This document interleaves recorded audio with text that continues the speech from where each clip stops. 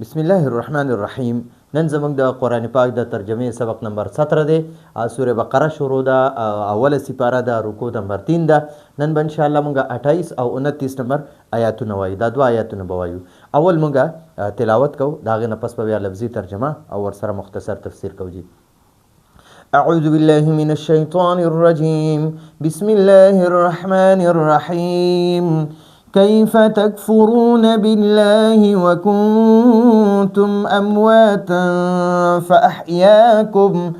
ثم يميتكم ثم يحييكم ثم إليه ترجعون. هو الذي خلق لكم ما في الأرض جميعا ثم استوى إلى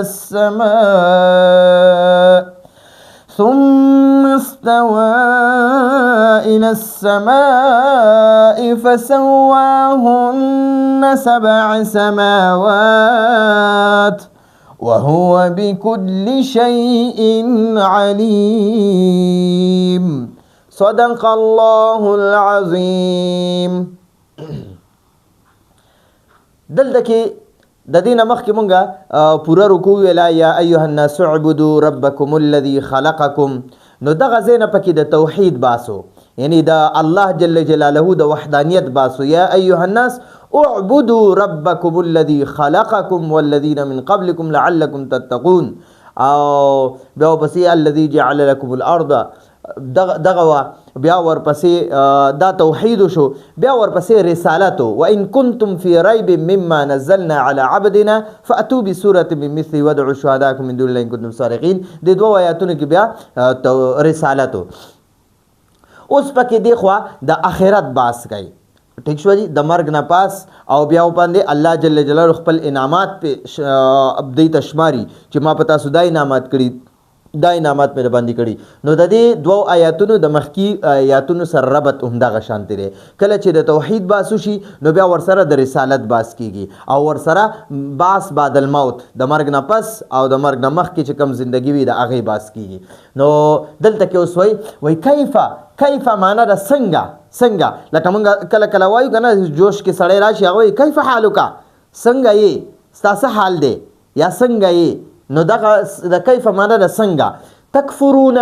ګوره یو یکفرون وي یو تکفرون وي. چې په شروع کې تا وي که نه نو تاسو کفر کوئ، تاسو انکار کوئ. او چې په شروع کې یا وي نو هغوی انکار کوي، هغوی کفر کوي. نو تکفرون معنا تاسو انکار کوئ، تاسو ټول انکار کوئ. ٹھیک شو. دا د فعل مضارع د جمع مذکر حاضر صیغه ده. نو کیف تکفرون، تاسو څنګه انکار کوئ. بالله ای بالتوحید الله، د الله جل جلاله د وحدانیت انکار څنګه کوئ. تاسو څنګه د الله جل جلاله د وحدانیت انکار کوئ.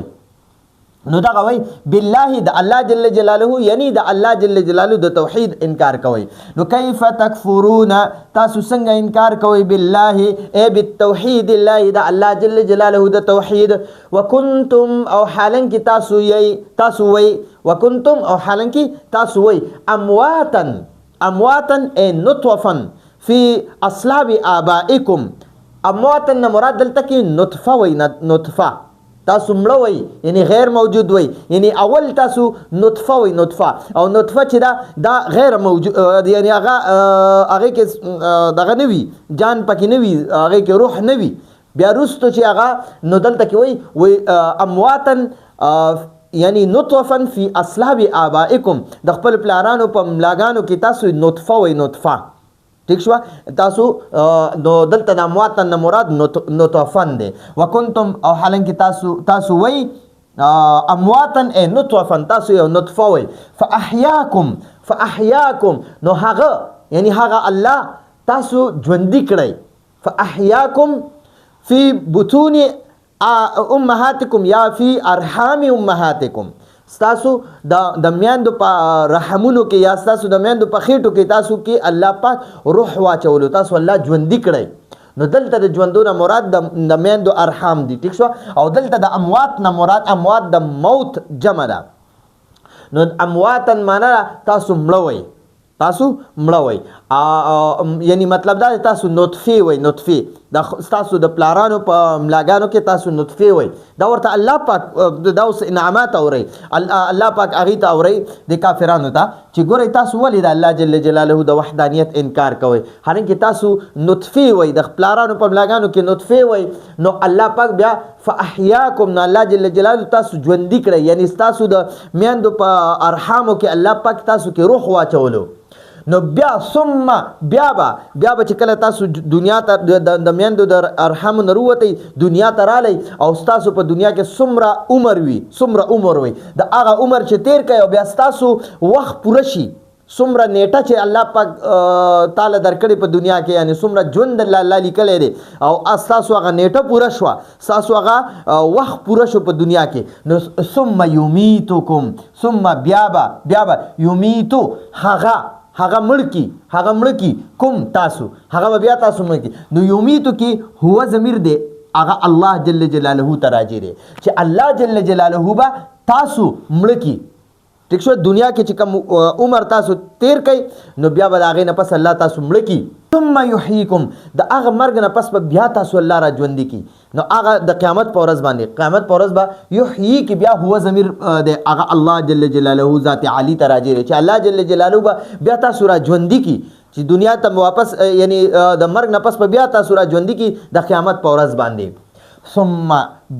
بیا به الیه هغه طرف ته اله معنا طرف ته او ها ضمیر معنا هغه یعنی د الله جل جلاله طرف ته ترجعون تاسو را ګرځول شي د الله جل جلاله دربار ته به تاسو را وستل شي را واپس پکړه شي او فیجازیکم باعمالکم تاسو له تاسو د عملونو بدله درکړي که ښه عملونه هم کړي د هغې به ښه بدله درکړي که بد عملونه هم کړي د هغې به بدله درکړي سزا به درله درکړي نو دا دلته کافرانو ته وایي ثم الیه ترجعون بیا به تاسو الله طرف ته را ګرځولی شئ تاسو به الله طرف ته راوستلی شئ څه دپاره فیجازیکم چې هغه به تاسو له بدلې درکوي باعمالکم ستاسو د عملونو یعنی سزاګانې به درکوي دا د کافرانو ته وایي ټیک شوه هو الذي هو معنا هغه هم هغه دی یعنی الله جل جلاله الذي هغه ذات دی الله جل جلاله هغه ذات دی خلقه چې هغه پیدا کړل لکم ای لنفعکم لکم معنا ستاسو لپاره د دې مطلب دا لنفعکم ستاسو د نفع لپاره ستاسو د فایدې لپاره ما هر هغه څیز ما معنا هر هغه څیز یعنی چې هغه په دنیا کې کم سیزونه هم دي که د خوراک سیزونه دي که د سکاک سیزونه دي که د ژوند تیرول سیزونه دي که ملبوسات دي جامې دغه شانتې مطعومات مشروبات ټیک شوه ملبوسات دغه دي یا د نور په ځمکه کې څومره اوبهګانې دي دغه شان هواګانې چلیږي دغه شان د ځمکې نه قسمه قسم غلي قسمه قسم میوې قسمه قسم د ژوند تیرولو سیزونه الله پاک په دې یو ما کې راجمع کړل چې ستاسو د نفع دپاره او ستاسو د زناورو د نفع دپاره او ستاسو دپاره زناور د خوراک دپاره دا ټول الله پاک پیدا کړ فی الارض په ځمکه کې جمیعا ټول دا ټول هو الذي الله هغه ذات دی هو الذي الله جل جلاله هغه ذات دی خلقه چې پیدا کړل لکم ای لنفعکم ستاسو د نفع دپاره ستاسو د فایدې دپاره ما هر هغه څیز فی الارض چې په ځمکه کې دي جمیعا ټول په ټول نو دنیا کې چې په ځمکه چې څه څیزونه دي نو مفسرینو لیکلي که مار دی که لړم دی که مچۍ ده که د خوراک څیزونه دي که د اسکاک څیزونه دي که ملبوسات دي که هر یو څیز دی دا ټول ستاسو د نفع دپاره الله پیدا کړي دي ٹھیک شو وای که دا ماران او لړمانان او دا زخریله سیزونه الله د دنیا نه ختم کړل د دنیا کې دومره زخرونه دي چې دا ټول زخرونه به د انسانان مړه کړي خو دغه زخریله سیزونه هغه زخر ځان ته راکاږي د هغې خوراکي د هغې غذاوي د مارانو غذاوي د لړمانانو غذاوي دغه شان نور مچۍ دي یا نور کم سیزونه چې دي د هغې دغه دي نو دغه سیزونه هم الله د انسان د نفع لپاره پیدا کړي دي نو دلته کې وایي چې الله جل جلاله هغه ذات دی چې هغه ستاسو د نفع لپاره ټول سیزونه د دنیا کې چې څه سیزونه دا ټول ستاسو د نفع لپاره پیدا کړي دي او تاسو بیا هم دغه د توحید انکار کوئ تاسو بیا هم د الله جل جلاله د وحدانیت انکار کوئ نو دا ټول چیزونه چې ستا د نفع دپاره پیدا کړل ثم بیا استوا کې هو ضمیر دی دا استوا په اصل کې استوایا دی استویا دا استویا دی نو بیا د قال باع قانون د وجه نه دا استوا شو استوا ٹھیک شو استوا شو دا نو دا استوا کې هو ضمیر دی هغه الله جل جلاله ته راځي دی ثم استوا بیا هغه اراده وکړه هغه قصد وکړه الله پاک اراده وکړه ال السماء د اسمانونو طرف ته د اسمانونو د جوړولو اراده وکړه فسواهن نو بیا هغه سم کړل هغه سم کړل یعنی د وونه اسمانونه سم کړل وګورئ دا سما نه دی سما دې ته اسم جنس وایي څه ورته وایي اسم جنس نو دا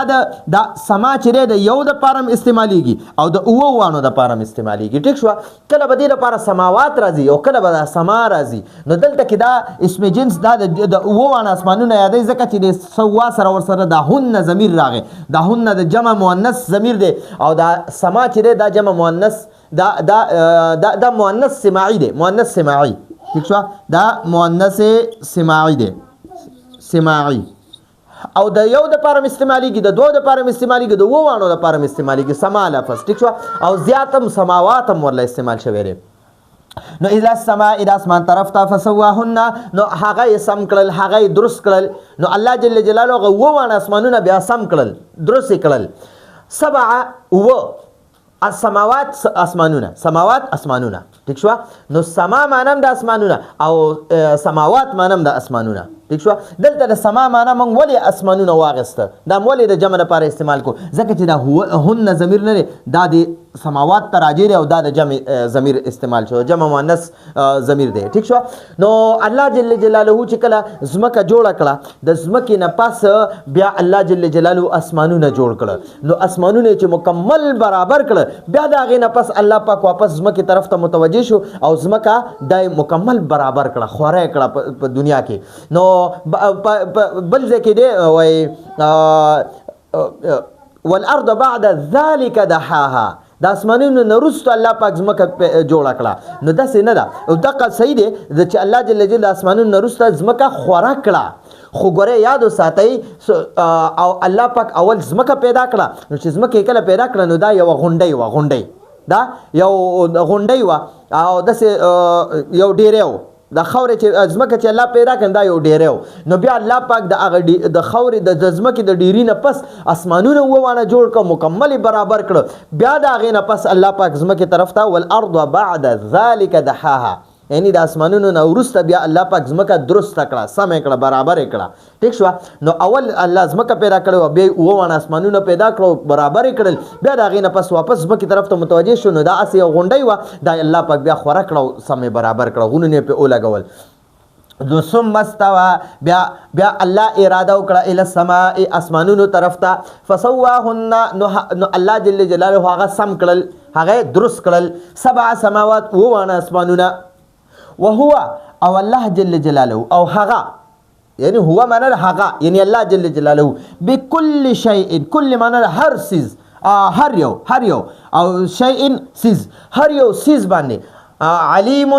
خپویا دی ډیر زیات پویا دی الله جل جلاله په هر یو چیز باندې ډیر زیات پویا دی چې ما تاسو نوې تاسو نطفه وای ما تاسو بیا د میندو په ارحامو کې په تاسو کې روح واچولو او بیا مې دنیا ته راوستی بیا به تاسو په دنیا کې ژوند تیر کو بیا تاسو مړه شوئ بیا به د قیامت په ورځ واپس را ژوندي کومه تاسو دې لپاره الله طرف ته بیا تاسو ټول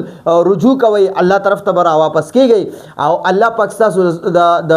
فائدې لپاره دنیا کې هر یو څیز پیدا کړی دی او وونه اسمانونه هم الله پاک تاسو د فائدې لپاره پیدا کړي په اسمانونو کې چې کوم نور دی د سپوږمۍ دا ستوري دي دا د انسان د فائدې لپاره دي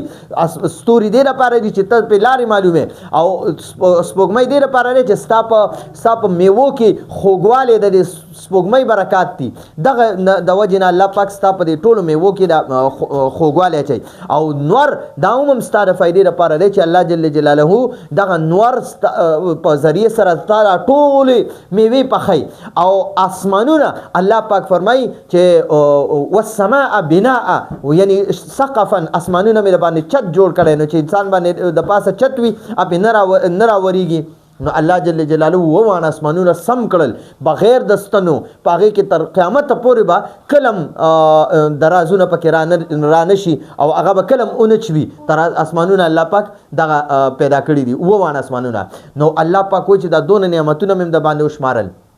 او وهو بكل شيء عليم او الله پاک په دې هر سیز باندې پوهه دی چې تاسو له ما دا دون نعمتونه درم کړ خو بیا ما ته پته را زه علیم ذات ما ډیر خو پوهه ما په دې خبره باندې چې تاسو بیا هم زما نافرمانی کوئ بیا هم تاسو زما ته د وحدانیت زما د ذات عالی انکار کوئ بیا هم تاسو ما سره شرک کوئ د بوتانو عبادتونه به کوئ زه په هر یو سیز باندې پوهه ما. نو الله جل جلاله په دې دوه آیاتونو کې د کافرانو ته وایي چې تاسو ولې کفر کوئ. ٹھیک شو. نو اوس یو ځل بیا د دې مونږه لفظي ترجمه کوو. کیف څنګه تکفرون تاسو انکار کوئ بالله ای بالتوحید الله د الله جل جلاله د وحدانیت وکنتم او حالان کې تاسو وای امواتن یعنی نطفا فی اسلاب آبائکم تاسو نطفه وي د خپل پلارانو په ملاګانو کې فاحیاکم نه الله جل جلاله بیا تاسو ژوندۍ کړئ ثم فاحیاکم یعنی الله پاک تاسو ژوندۍ کوي کوم ځای کې فی ارحامی امهاتکم یا فی بطون امهاتکم د تاسو د میندو په ارحامو کې ارحام د رحم جمع ده ثم یمیتکم بیا الله جل جلاله به تاسو مړه کوي یعنی دنیا ته چې راشه او سونه عمر هم لیکلی الله پاک هغه چې تیر کوي نو بیا به تاسو مړه کوي الله پاک ثم یحییکم بیا به الله پاک د مرګ نه پس تاسو را ژوندي کوي ثم بیا به الیه د هغه طرف ته نه د الله جل جلاله طرف ته ترجعون تاسو را ګرځولای شئ تاسو واپس را وستلی شئ تاسو رجوع کولی شئ د الله جل جلاله ذات عالی ته څه لپاره فیجازیکم چې تاسو بدلی در کی بی اعمالکم تاسو د اعمالو هو الذي الله جل جلاله هغه ذات ته خلقه چې پیدا کړل لکم لنفعکم تاسو د نفع لپاره تاسو د فائدې لپاره ما هر هغه سیز فل ارض چې پزمکه کې دي جميعا ټول پټول ثم استوى بیا الله جل جلاله اراده وکړه بیا الله جل جلاله اراده وکړه ال السماء اسمانونو طرف ته فسواهن نو هغه سم کړل درست کړل سبع سماوات او وان اسمانونه وهو بكل شيء عليم وهو او هغه یعنی الله جل جلاله بكل شيء په هر سیز باندې علیم ډیر زیات پوهه دی. نو دا زمونږه د نن ورځې درسو مونږه لفظي ترجمه مو ویله مختصر تفسیر مو ویلو امید ده تاسو په دې باندې پوه شوي نو راتلونکي درس پورې اجازه غواړو. هذا هو المرام والله اعلم بحقيقة الكلام.